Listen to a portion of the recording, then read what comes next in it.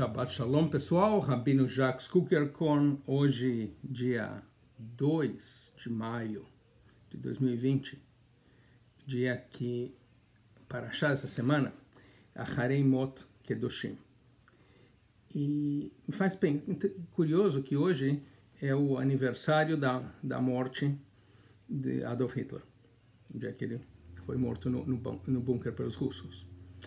E poucas pessoas no mundo exemplificam mais a ideia de você culpar alguém mais, de você fazer um bode escapatório, esse é o conceito, de outras pessoas do que esse indivíduo, né? Ou seja, e de fato, através da história, judeus têm sempre sido o outro, né? O outro, quem você culpa, o povo que sofre por causa dos pecados da humanidade. Talvez o primeiro texto que nos traz essa ideia, no livro de Esther, capítulo 3, versículo 8, que diz: Amã disse para o rei Ahasueros: há um certo povo espalhado e disperso entre os povos de todas as províncias do teu reino, e as suas leis são diferentes das leis de todos os outros povos, e eles não cumprem as leis do rei, e por isso não é do interesse do rei tolerá-los, tê-los por lá. Portanto, a ideia do judeu enquanto o outro, né, o outro que tem que ser culpado,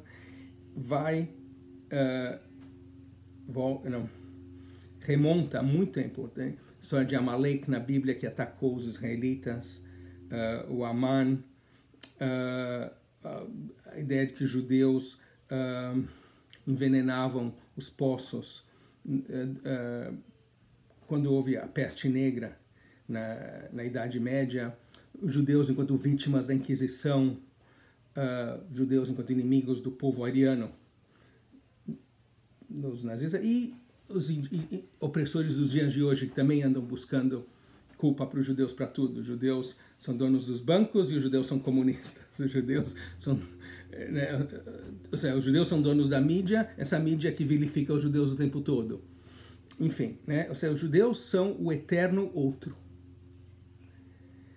Essa ideia de achar alguém para você culpar, né? Colocar a culpa em alguém, remonta a Parashá dessa semana. Nela, nós aprendemos as leis de Yom Kippur, incluindo o antigo ritual do bode escapatório. O Yom Kippur, o sumo sacerdote tinha 2 bodes, né? Um representava o povo de Israel como uma oferta sagrada. O outro levava e era sacrificado.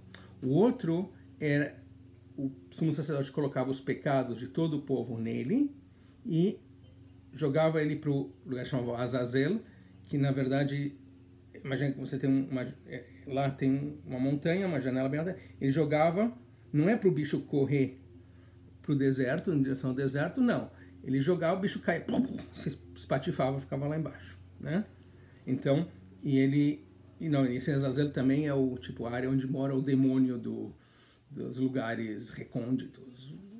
Claramente, Azazel não é um lugar legal, tá?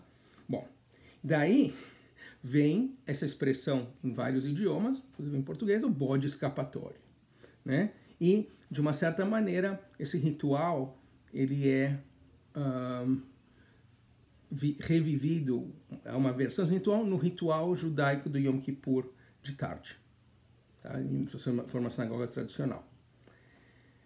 O famoso antropólogo francês chamado René Girard escreveu sobre esse ritual, fazendo uma análise dele. O Girard sugere que esse ritual ele venha representar uma necessidade humana fundamental. Um bode representa o nosso povo, a nossa comunidade, o grupo que nós queremos cuidar, abraçar, proteger, e o outro representa o outro. O bode escapatório, aquele que é uma ameaça para a nossa comunidade, ou gente que a gente não gosta, é o outro. Por exemplo, eu acho que no Brasil, hoje em dia, né, pelo menos faz pouco, eu já não escuto mais, os coitados dos venezuelanos que estão vindo fugidos da fome, o país deles, chegam em certos lugares na fronteira, são super maltratados porque disseram que um venezuelano roubou alguém, uma coisa assim, então ele é o outro, ele não é como nós, né? Você nega a humanidade dele, nega que você, se fosse diferente, talvez a gente tivesse, brasileiros tivessem ido para a Venezuela, né? Portanto, esse outro é o que leva sobre si, nos seus ombros, os pecados da comunidade. De acordo com Girard, esse antropólogo que fez essa análise, é natural, comum, lógico que uma comunidade tenha um outro. E em todas as comunidades, através da história, os judeus têm sido o outro. Tá? A ideia do judeu enquanto bode escapatório já está na Bíblia. Um verso muito mal usado pelos cristãos no segundo livro de Isaías, foi o que viveu durante o período da Babilônia, fala do servo sofredor. Os cristãos dizem que esse servo sofredor é Jesus. E eles podem dizer, eles podem dizer o que eles quiserem, tudo bem, mas a análise do texto só permite você achar que o servo sofredor é Jesus se você olhar um texto limitado. Se você olhar o contexto, os versos antes e os versos depois, sobretudo os versos antes, fica muito claro que o servo sofredor não é uma pessoa, é o povo de Israel. Tá? Ou seja, nesse contexto diz lá, por ele será ferido pelas nossas transgressões, será machucado pelos nossos pecados, seu sofrimento será para que todos podamos ter paz e que suas injúrias sejam curadas. Está em Isaías 13:5, tá? Eu creio. Então, como eu já disse, segundo a tradição judaica, e se você olhar o contexto, os versos antes, os versos depois, você vai ver que o servo sofredor é o povo de Israel, o povo judeu mesmo. E eu diria que a maioria dos estudiosos da Bíblia concordam com essa interpretação. Através da história, os judeus se transformaram nesse servo sofredor, nesse outro, o bode expiatório para o mundo. Os mais horríveis exemplos do ódio, na verdade, através da história, tem vários, né, que os judeus foram vítimas, porém, claramente, o assassinato de 6 milhões de judeus, homens, mulheres e crianças, pelos nazistas é o maior exemplo disso. A natureza humana é tal que um grupo sempre tem que escolher um outro grupo para culpar. Mas a nossa tradição também nos ensina que nós, seres humanos, não somos escravos dessa natureza humana. Nós temos a capacidade de ir mais além, de abraçar a humanidade de todos, de entender que o outro, mesmo diferente, na essência ele é igual a nós. Essa talvez é a lição da escravidão judaica no Egito, para nos ensinar, pelo menos a nós judeus, que nós temos que amar o outro.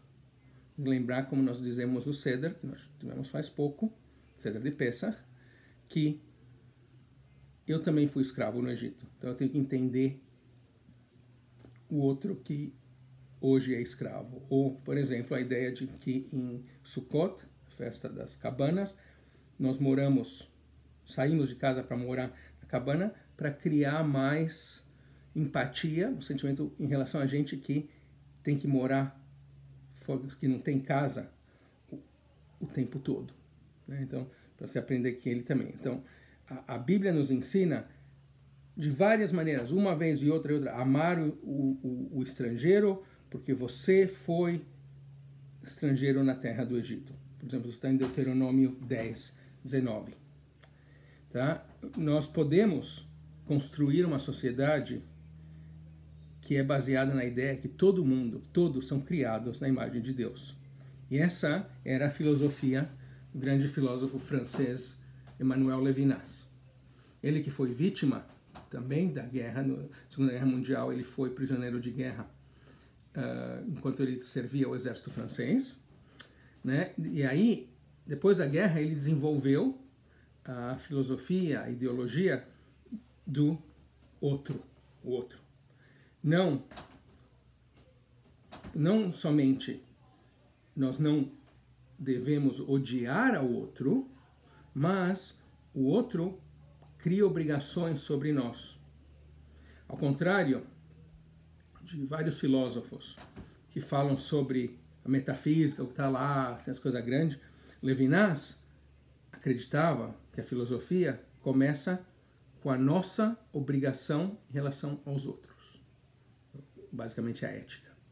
Em vez de ver o outro como um bode expiatório, nós temos que ver o outro como alguém que coloca obrigações sobre mim. E nós temos que atuar em relação ao outro, por mais diferente que ele seja, outra religião, outra cor, outra língua, outra filosofia, nós temos que atuar bem em relação a ele. E eu creio que essa, no final, é a mensagem dessa paraxá e do ritual do bode expiatório no Yom Kippur. É isso aí, Shabbat Shalom. Se você não se inscreveu nesse canal ainda, você está me fazendo o seu bode expiatório. Então se inscreva já, deixa de ser canalha, aperta o sininho lá para receber. Também recomende esse vídeo para seus amigos, se você gostou. Se você não gostou, recomenda para seus inimigos. E se você quiser saber mais sobre judaísmo, sobre tudo o que você quiser, sobre a vida, sobre qual a pasta de dente favorita do Rabino, por exemplo, se inscreva na Brit Brachá. Nós temos vários cursos. Um dia eu conto para vocês qual é a minha pasta de dente favorita, se você for membro. Tchau.